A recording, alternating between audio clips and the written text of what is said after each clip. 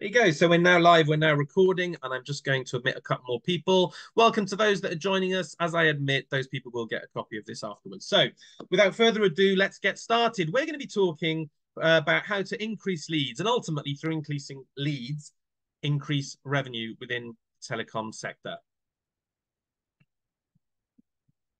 So for those of you who haven't met me before, my name is Daniel Jenkins. I'm now a commercial director here at Waggadah Digital. I've been at Waggadah Digital for coming up to around 6 years.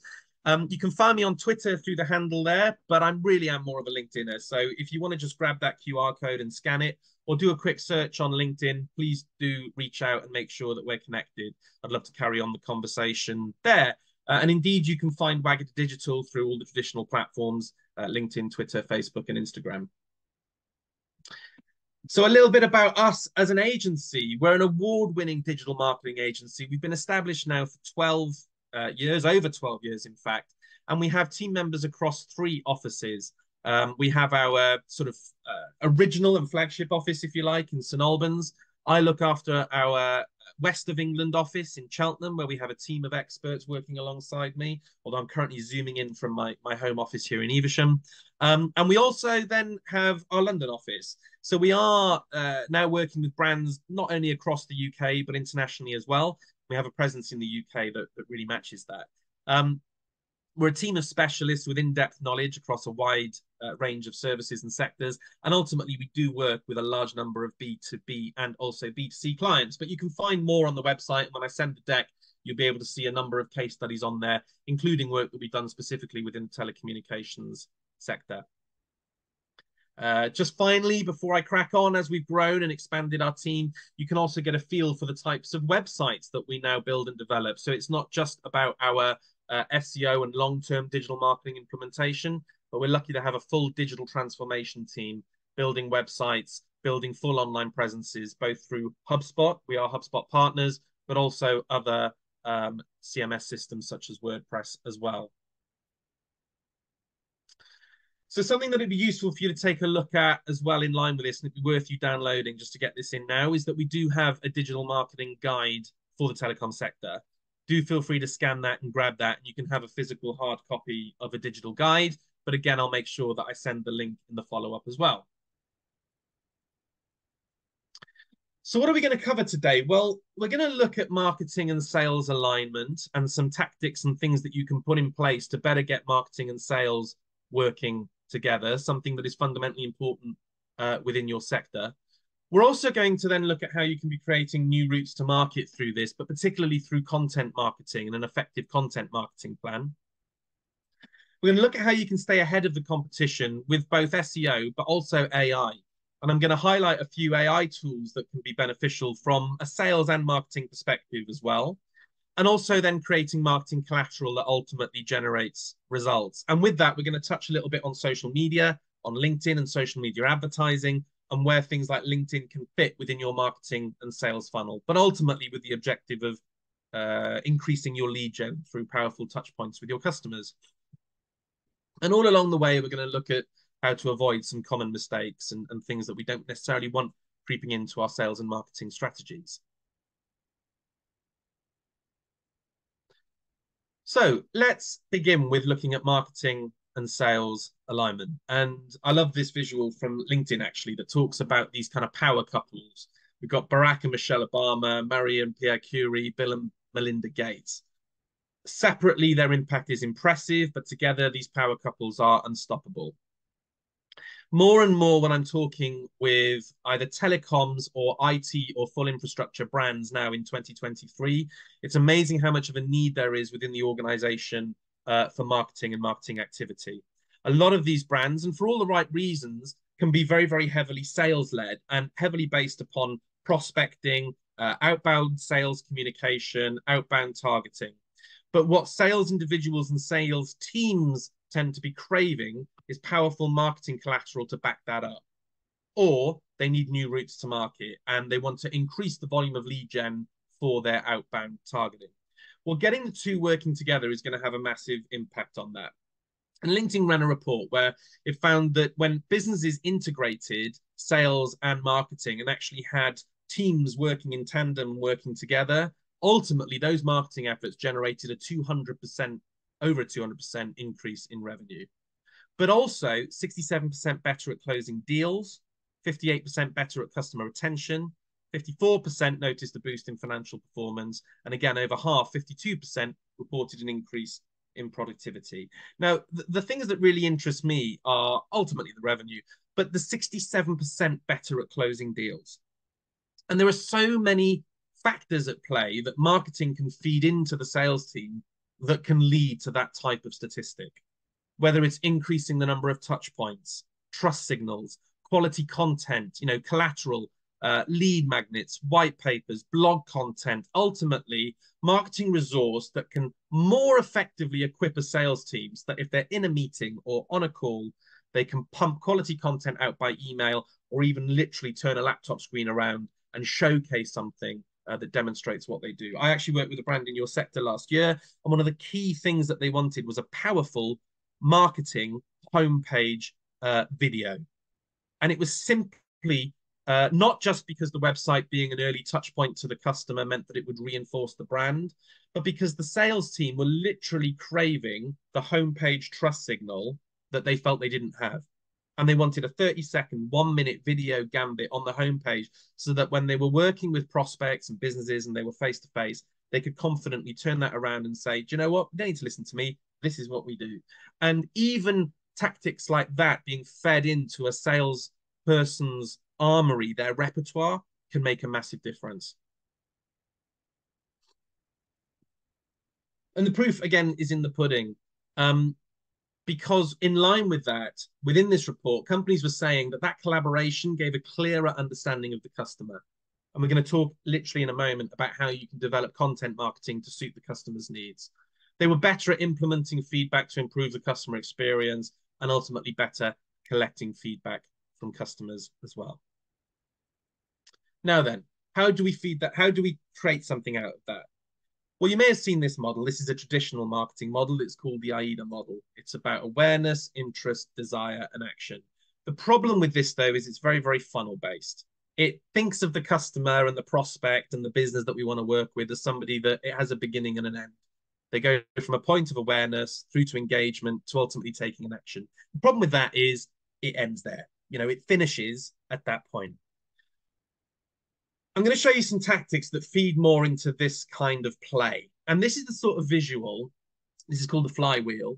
This is the sort of visual that you might want to share even with sales or marketing individuals across the team. And it works from the outside and it goes in. So we start to think about strangers, prospects, customers, and promoters, okay? So those that aren't aware of our brand, those that we're prospecting with, that we could work with, those that become our customers, and those that are then our brand ambassadors. Now, the whole point of that is it's constant. It's a constant cyclical process, and sales and marketing is at the heart of it. The faster you move this wheel through attracting, engaging, and then exciting and delighting, the more that we're feeding into it and the more that we see tangible growth. So let's talk a little bit about what that looks like in practice. Now, I mentioned HubSpot and HubSpot and how this can work within the sector. You, yes, can be using HubSpot for deal pipelines, marketing workflows. This year, they've literally introduced, and I believe on the free version as well as on paid seats, a prospecting tool where you can literally have within HubSpot your contacts and contact information, but clearly organized as prospects, people that we want to work with. Now, they can have engaged with content on the website. They can be fed into there because they've downloaded a lead magnet or engaged with the blog. But the whole point is you can have a series of marketing and sales activities designed towards that prospect before they even enter into any kind of a deal pipeline or a deal workflow for sales. Now, those tasks could involve emails, personal emails, telephone calls, or even automation and automated workflows so that when somebody enters into this kind of prospecting dashboard, they could be receiving a series of touch points and emails that are best suited to their needs. But that's just one element of what should ultimately be a sales and marketing kind of toolkit and sort of touch point of activity. And so on the next slide, I'm going to give you a tool that I've created that you can literally take, you can use it yourself, you can use it across the team. to give you an idea of what that might look like, how that could work. So this is an example tool of like a 7 touch point prospecting and deal convention. So if you want to get sales and marketing working together, the first thing that you've got to do is identify the naming conventions, what you're dealing with, what terminology you're using in your business, so that everybody is completely lined up on that. You know, is somebody a lead or are they a prospect? Are they an opportunity, or are they, yeah, a prospective business that we would ultimately like to work with? So what you can do is take something like this and literally complete it yourself, so that you know at each point in the journey what your expectation is in terms of both marketing and sales. So for example, you might begin with targets. You know, within HubSpot and the prospecting dashboard, that can actually be automated. So if you put somebody in as a new target, for example, and then you start emailing them, if you make contact, if that email receives contact, it can automatically move into the next stage, which means that they're a connected target. That can give you an example of automation. But even if you're not using Salesforce or HubSpot or something with an automated customer relationship management kind of process, you can still introduce this terminology and process into your sales and marketing. You know, at what point do they become qualified? Do they then become a sales deal? You know, in an example like this, they might not even be on the sales team's radar until touch point 4. You know, maybe 1, 2, and 3 all sits within the marketing team. And then you have touch points that sit more with sales on 4, 5, 6, and 7. You know, is the salesperson at pitching stage? Is the proposal with them? Is there a decision-making process that's going on? But then once you've filled out something like this and populated something like this, you can start to apply tactical implementation at each point of this journey. So you may decide, for example, that at touch point 6, that decision-making process, maybe that means in your business that a proposal has been sent, it's on somebody's desk. Well, what happens between 6 and 7? Maybe you have a series of reminders for a salesperson to be nudging, prompting, asking if there's anything else they can help them with, any questions. Or maybe you take more of a marketing approach. Oh, by the way, whilst you're digesting this, I'd just like to point you in the direction of this case study where we work with a similar business to yours. You know, 2 or 3 days later, I saw this and thought of you. Have you considered taking a look at this guide? Might not even be content from your business. But the point is you can be lining up sales and marketing, content and collateral at every point in the journey. All too often, marketing is seen as the lead gen tactic, the lead gen tool. We need more leads in the pipeline. Let's ramp up marketing activity. But actually, marketing can be involved at every point in this touch point, either to increase leads, increase engagement, or ultimately help the sales team to close that deal and increase revenue.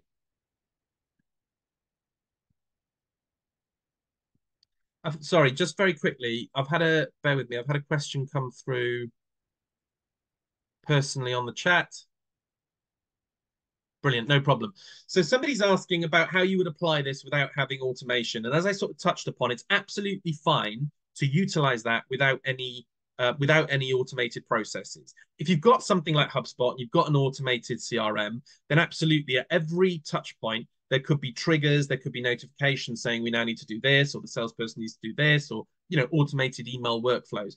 But if you don't have an automated system in place, you could still set internal rules. So for example, if a salesperson is moving something through to a certain point, is it that person's responsibility to take an action or to set a reminder for themselves or to use their CRM system that perhaps doesn't have automation or they don't choose to have automation, but to still set reminders to take forward these actions? Otherwise, your close rate could be dropping. And so the more that you have those reminders and those actions in play, the ultimate goal is to increase your conversion rate, increase the close rate, close more deals, generate more business, ultimately increase revenue. Now, something I see a lot, and I think it's a really interesting aspect of working within your sector, within the telecom sector, and as I say, IT, infrastructure, connectivity, communication, is that brand positioning is really, really important. Do you position yourselves as an out-and-out telecoms provider, or do you position yourselves as a full-service IT infrastructure of which there are a number of solutions and ways that you approach that. This is another visual that I want you to take away and can be really, really powerful for your marketing team or yourself if indeed you're heading up any kind of marketing content. And it lines up with SEO. And a lot of brands don't adopt SEO like this and don't adopt kind of content marketing like this. But it's heavily surrounding what's called content hubs and kind of content clusters. So what you need to think about is how you have central content, a central theme, a key point or a key message, and then a number of things that branch off that and cross-link in and out of that. So an example might be that you may have a strong piece of pillar content. It may be 2,000 words surrounding connectivity. I'm going to touch on this because I've got an example of it later on, but perhaps connectivity for a hybrid workforce. So imagine an organization that is, I don't know, 300 people within the business, and they have a 50-50 ratio of work from home versus office workers. You may have a piece of pillar content that's around 3,000 words long, that is surrounding working at home, hybrid working, and having connectivity between the two. But maybe that piece of content, that 3,000 word piece of content, highlights different subsections of that. You know, the concepts of mobile phone connectivity for the workplace, the concepts of having internet dialing. And then what you might be doing is having a series of blog articles that are perhaps 500-700 words that span off, but from that key piece of pillar content. Now, why is that useful? Well, it's useful for email marketing, marketing touch points, because you're driving people through to an overarching theme, but also giving them the more focused and granular content along the way that better meets their needs. But also it's highly powerful from an SEO perspective. Search responds very, very well to it. You know, in this example, it's color coded because it gives you an idea as to how Google is reading those different areas of your website. So it sees those green bits as all talking about one theme. It seems the orangey red ones in the middle, the pink ones, as all talking about another theme. But you get the idea. It's a single content hub of which you have a piece of pillar content and cluster content. I've got a bit of an example on the next slide, not specifically to your sector, but it just explains it really, really well. So an example might be having a piece of content on workout routines, and then you can see how it branches off to workout routines to increase strength, workout routines to get abs, workout routines with dumbbells. You get the idea. So the central piece is a top level core piece of pillar content, but it branches off into these subsectors. Now, that can also help from an efficiency perspective. So if one of your biggest challenges as a business is time, if you say, well, look, I know we need to do more marketing, problem I've got is time. But the quicker that you start to home in on a cluster, on a theme, you've actually got the basis for multiple pieces of content. You don't have to rewrite the wheel and think of 7 or 8 completely different blog articles. That example I touched upon in terms of home connectivity, by the time you've headed up one piece of content that's chunky on that, the brain is going off into all of the 6, 7, or 8 blogs that can be coming off the back of that. And you haven't had to completely, as I say, rewrite the wheel, restart the whole thing. So do consider how this can be beneficial for your organization and your marketing team, not just from an SEO and getting yourself ready for search perspective, but also from quite a powerful sort of efficiency and an efficient way of work perspective. Now, this is a great tool that you can go away and use. It's called Answer the Public, and I've got the URL down there. But if you literally go into Google and type Answer the Public, you will get this tool. It will give you prompts in terms of what users are searching for online, but very, very heavily based upon informational searches. So what we call that mid-funnel search. If I knock a glass of red wine on the sofa, I always use this example, by the way. I don't know if it says something about my buying habits or consumption habits, but if I was to, or my behavioral habits, if I was to knock a glass of red wine on the sofa, that stain's going to come pretty quick. Okay. But I might not know what product I want yet.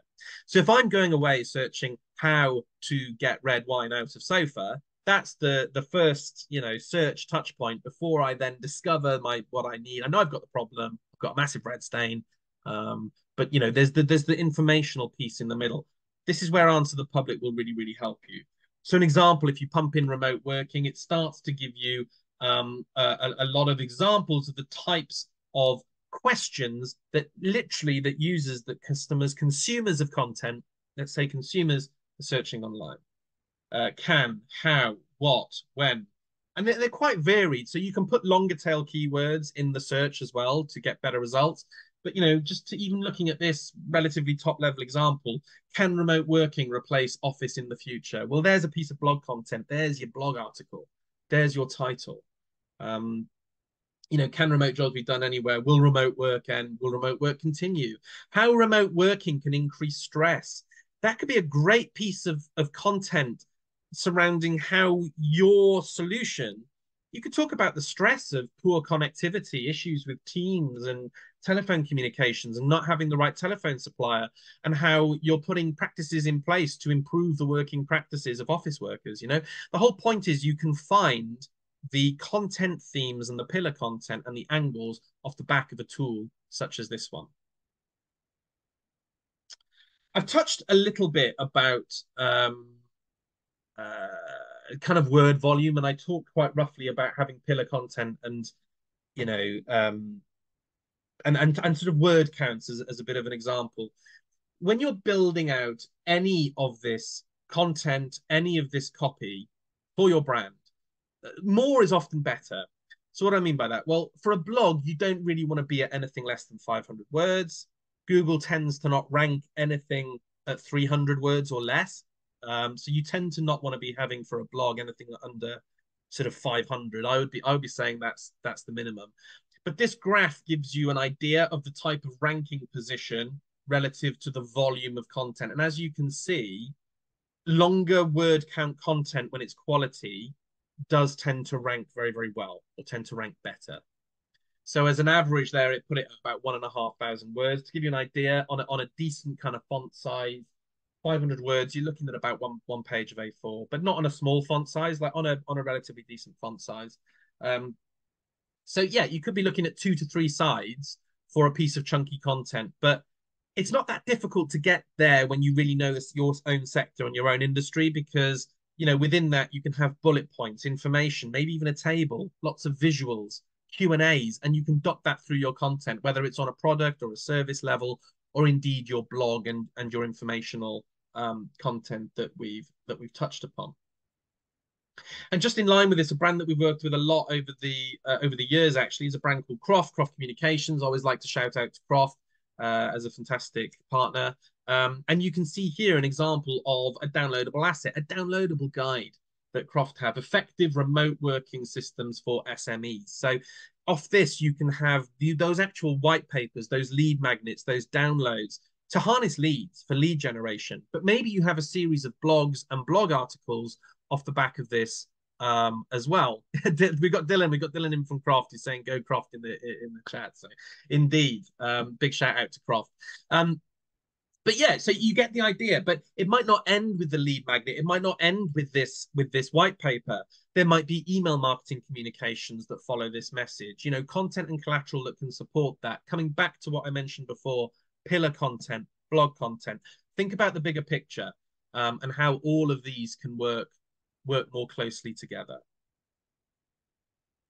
So in line with that, this is a bit of a tool that I took from HubSpot, actually, that again, you can go away and have a little look at. I'll pop the link in the follow-up, but it can help you identify some customer journeys and customer touch points. So this is an example of the current state of the customer. And it can help the brain think when we're developing this content. What are they thinking or feeling? What is their action? What is their touch point with the business? What do we want to change about this step? How are we going to make that change? And then the steps in there. Is it an email? Is it a sales call? Is it a piece of blog content? How is the marketing and sales activity heavily lining up with the customer's needs? Always thinking about the needs of the business or the individual. And just finally, on the sort of the SEO and the content marketing side of things, before I move on a little bit to AI, it can be really, really valuable within your sector to gain customer trust. It's amazing how many businesses I speak with in IT, SaaS, or telecommunications that don't have a big enough bank of, or even just B2B in general, actually, a big enough bank of trust signals. Are we looking at not only those Google reviews and Capterra reviews, which can be key, but, Trustpilot, credentials, whether it's BPA, or are we looking at being ISO certified? There are so many things that we can put in play And within your sector, trust is key. So often, the website SEO might not be the first touch point. So often, um, especially for B2B in general, it can be the second, third, fourth, fifth, sixth touch point. And word of mouth, referral, recommendation, networking, prospecting can all come prior to the prospect engaging with the website. So when they do then go and engage with your brand on the website, are you furnishing them with enough evidence of why they need to choose you as the trusted partner? Because it might also be that you're not working in a growth market. It might also be that you're looking to increase market share, which means that you want to take customers from your competitors. So if you want to take customers from your competitors, you need to demonstrate that you're more trustworthy, that you are and should be the partner of choice. So I want to talk to you now a little bit about the ultimate technology race that we are in, because we are in a technology race. And we reached out to some stakeholders before the session, and if there's anything that anybody'd like to come out from today, and we had some super good feedback, because a couple of people said, oh, we'd love to see a bit about AI, or what AI is about. So this is a nice quote from Sundar Pichai, the CEO of Google, who has literally said AI is probably the most important thing humanity has ever worked on. I think of it as something more profound than electricity or fire. It sounds pretty extreme. Is he right? Yeah, probably. I mean, AI is definitely not going away anytime soon, and it's evolving at an incredible pace.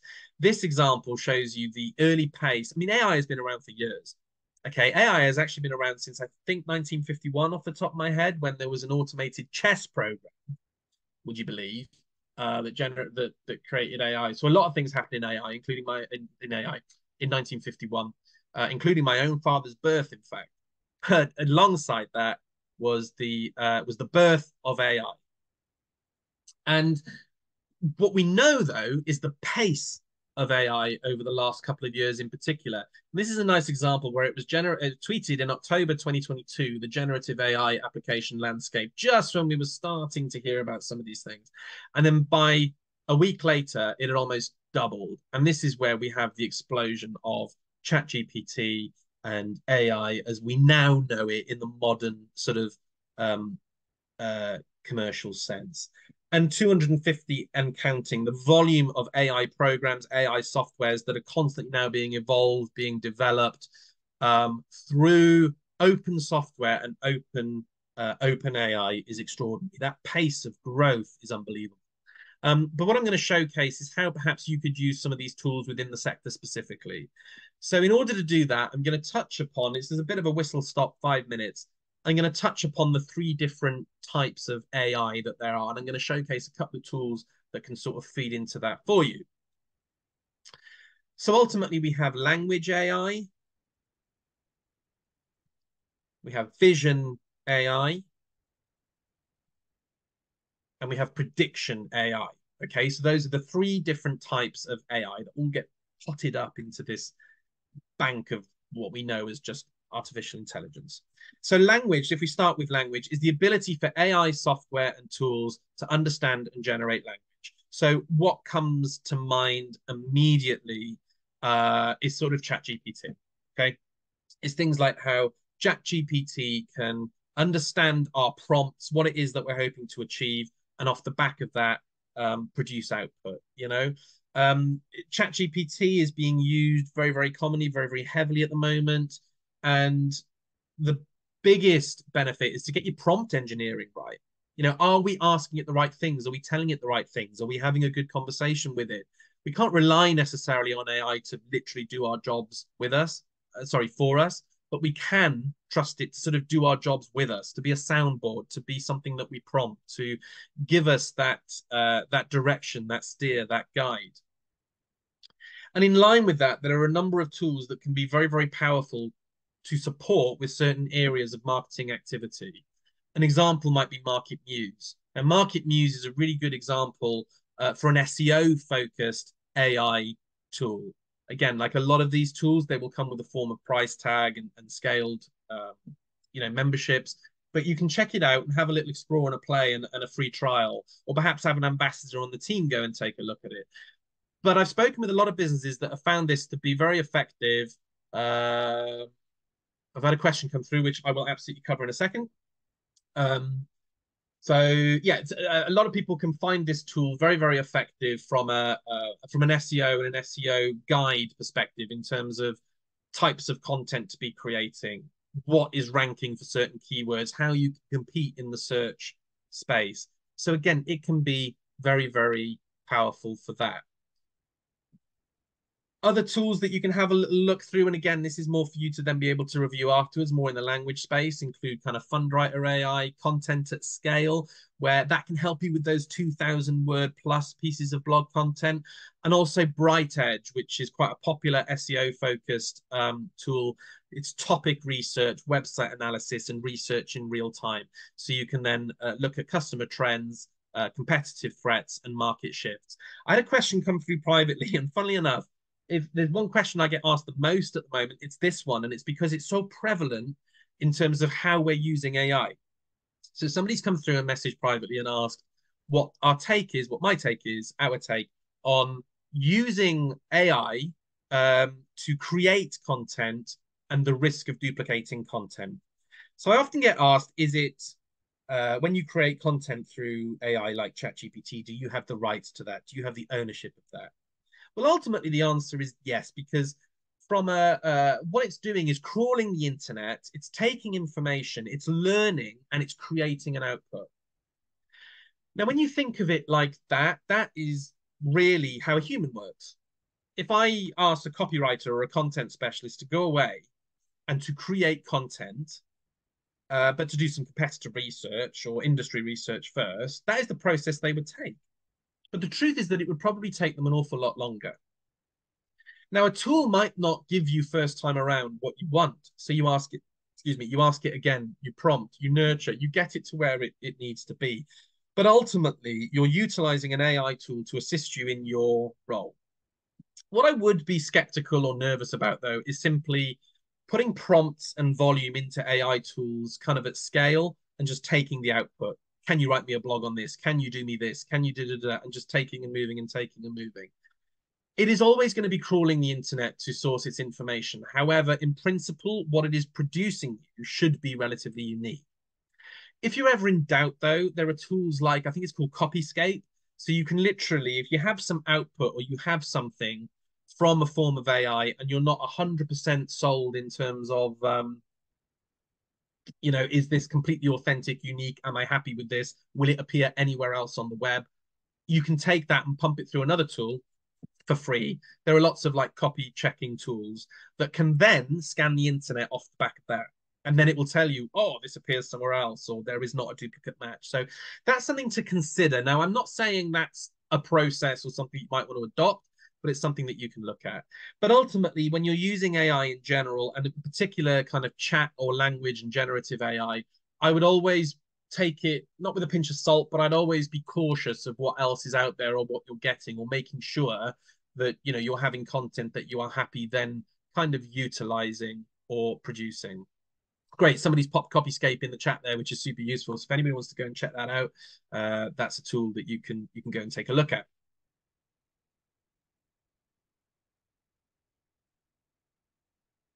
Yeah, great question. Are we at risk of Google changing their algorithm and penalizing websites that have used AI to generate content? That's a really good question. I think the interesting thing is that Google is part of this race as well. We are in this technology race, and ultimately they are themselves introducing, we've got now Bard.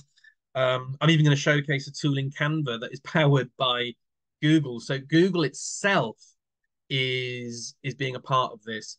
In terms of what Google will produce down the line to penalize on written content or be able to identify AI written content, yeah, I mean, I absolutely think there is always a risk of that.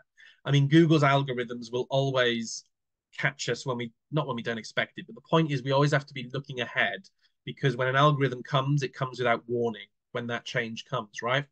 So the truth is that if through the intelligence of the Google algorithm, it can better identify, I've seen AI generated content, by the way, that's really bad. So, some AI generated content is incredibly obvious. But normally that's because it hasn't gone through enough of a human process. So ultimately, the worse the content, whether it's human written or AI content, you're going to get penalized. So that is something to consider. But yeah, I think the biggest thing long term, just to, as a bit of a thought, because you could talk about this stuff for hours, but I think the biggest long term issue or risk or factor that we need to consider with AI is that the website and the depth of a company's website and a user exploring a website is becoming a risk of being overpowered by tools such as ChatGPT and Google, where you're getting the answers before somebody even visits a website. You know, these tools are scraping the internet, scraping websites for information. So if somebody pumps a question into Google, we've got featured snippets, we've got prompts, we can get things back. If I ask ChatGPT a question, oh, you know, you know, what's the largest city population in the UK? It's obviously London, but you know what I mean. If I, what's the largest town in Wales? There we go. You know, it might crawl the internet to give me that information, whereas once upon a time, I would have scoured the internet. I'd have been on Wikipedia. I might have looked on local authority websites. You know, so that's where things are moving. But of course, the algorithm can always second guess or change or adapt and penalize in the future. So that is something to consider. So at all times, I would say keep your content of high quality, authentic, and keep it human. So even if you're utilizing AI within that process, you want the content to have a human approach and to actually speak to the customer. But then there's visual AI. So this is the ability to see and understand generating images and videos for prompts. The power now of visual AI is quite extraordinary. At a glance, you know, I literally, when I built this deck, pumped in the most top level prompt. I said, person working in a telecoms company, and it gave me this visual. I mean, we are so close to that. We've got the rise now of the AI influencers, so we are so close to seeing growth in this area. But it gives you an idea of the type of visual content that you could be creating to create social media content or to reinforce other physical content, blogs, or visual content that you're creating. This is an example of an engineer installing connectivity at a company. It's purely created by AI. Now, it's not always going to be 100% perfect, and these things are evolving. If you spend time and look hard enough, you will see small flaws, little things that aren't quite right about the image. But the point is, if you're in an organization where you're desperate for content and desperate for visual content, if you utilize the right tools, you can very, very quickly start to build a strong bank of visual content. And if you're wondering kind of the pace of change, this is a powerful example of Midjourney. So Midjourney is a visual tool released in February 2022. You can see from exactly the same prompt, the first image, when you follow that through to version 5.1, from exactly the same prompt through what? February 2022 to May 2022. The evolution of the capabilities of that are quite extraordinary. So if you feel that you don't have the visuals, the bank of imagery, the type of imagery that you want, you may want to consider how AI can support you.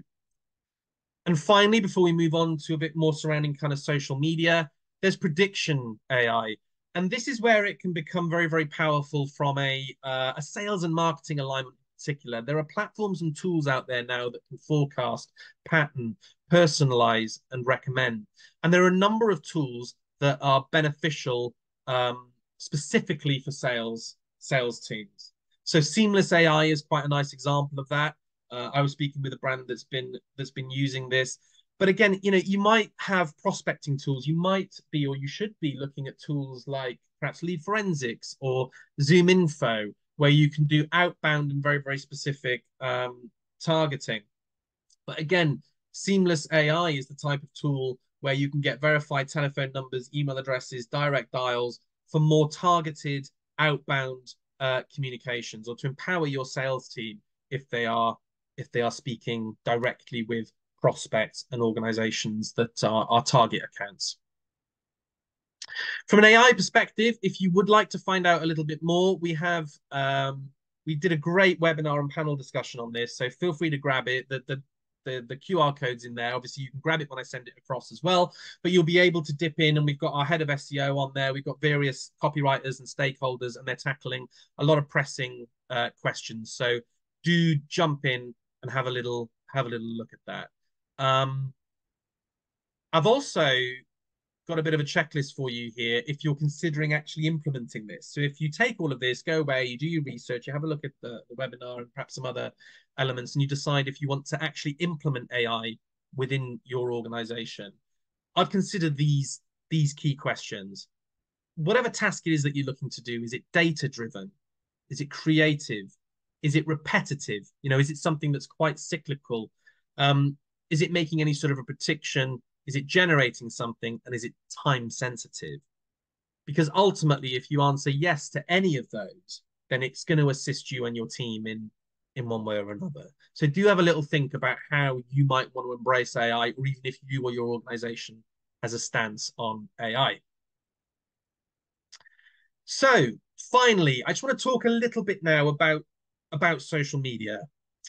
We've talked a lot about sales and marketing alignment, content marketing and SEO, and how we can stay ahead of the curve with that. I now want us to have a little look at, we've looked at how AI can integrate that together. And finally, I want us to consider where social media sits and should sit really within the pipeline for you and a brand. Something that I always share with people when I'm discussing LinkedIn in particular and the power of LinkedIn is its social selling index. Now, this is a super useful tool, and the link will be there for you when you get the deck. It's totally free to access. It's a resource that you can dip in and out of.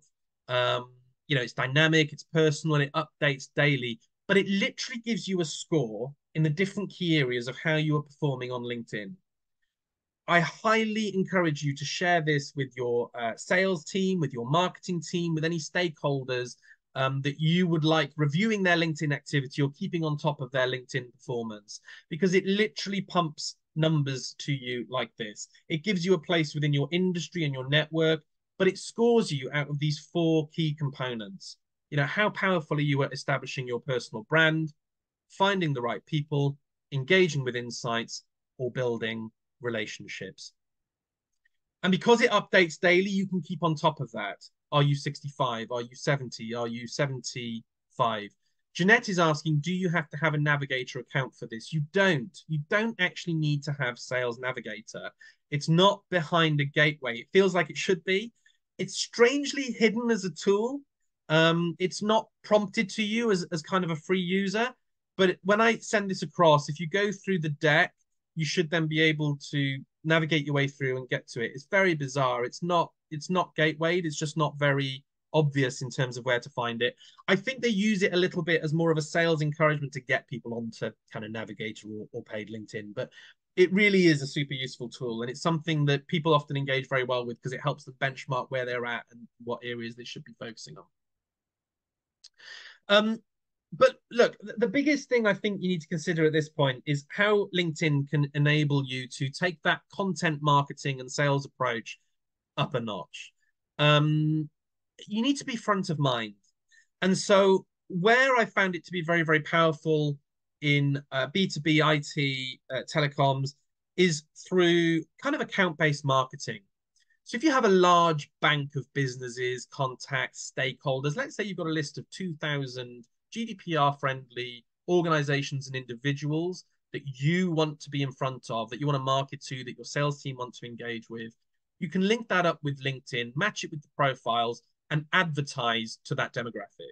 So if you've got a key message, a lead magnet, a download, or a case study and a trust signal, you can then be utilizing that list and marketing it to them on LinkedIn so that they're not just getting the telephone calls, they're not just getting the outbound sales communication, but they're being powerfully drip fed that message.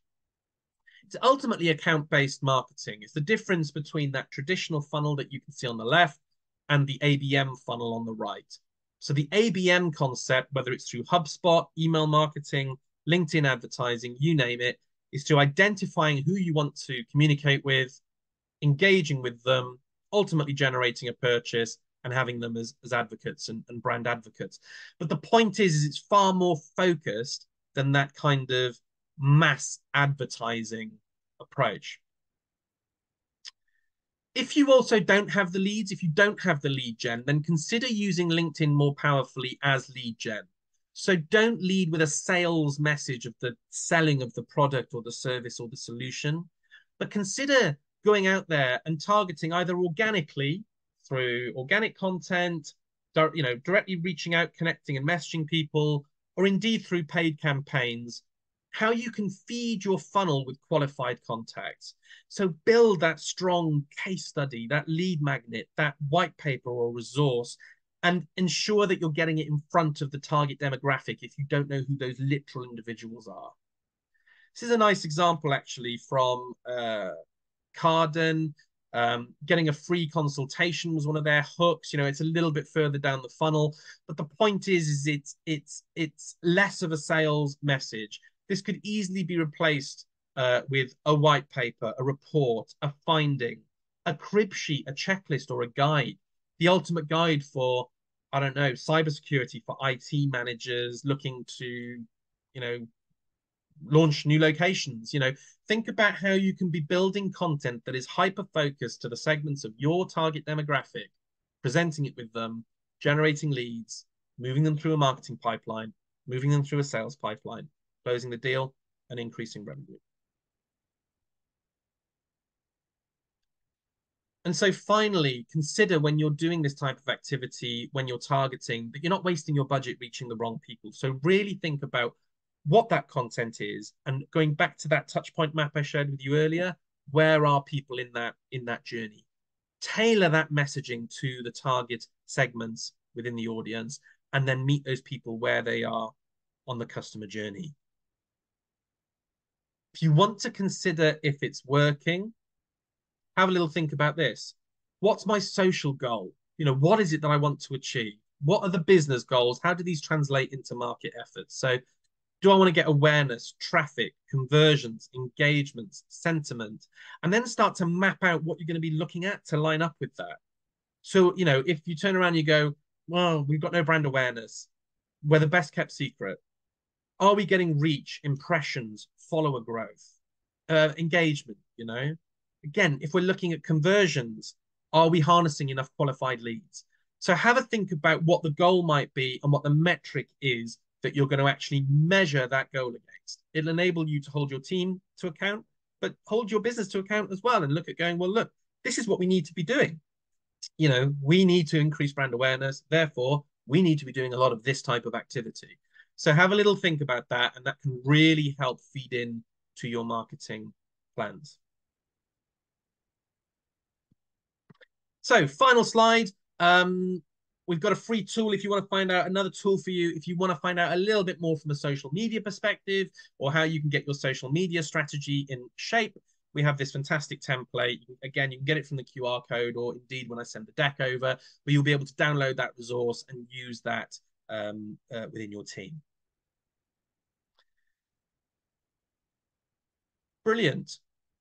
Thank you so much for joining this session. If you have any questions, I'll be more than happy to open it up. We've come in about 5-10 minutes early so that there is time. I'm conscious I had a few separate questions throughout. If anybody does have any final questions, now is the opportunity. Don't hesitate to reach out, message me directly, or indeed pop them in the chat. Alternatively, if you want to follow up by email afterwards, that's absolutely fine, or indeed ask me anything separate. But I do want to open it up in case there are any final questions at this point. Perfect. No problem at all. Well, listen, it's been really, really good to meet with you. I've enjoyed this session specifically on how to increase leads and revenue within the telecoms sector. I'll be popping a lot of details in the follow-up about our forthcoming webinars. We have a number of exciting webinars in the pipeline. I'll be making sure that these all come to you. We've got some lined up in terms of social media, PR. I'll make sure the links are in the follow-ups that you can register and book onto those. But in the meantime, wishing you all the very best. Don't hesitate to reach out on LinkedIn, and look forward to in watching you on your telecoms lead gen journey. I've had some lovely messages come through in the chat. Thank you, Steve. Cheers, Steph. Thank you, Dylan. Brilliant. So listen, have a great rest of the day, and all the very best with your sales and marketing alignment in the telecom sector. Cheers now. Bye-bye. Bye-bye.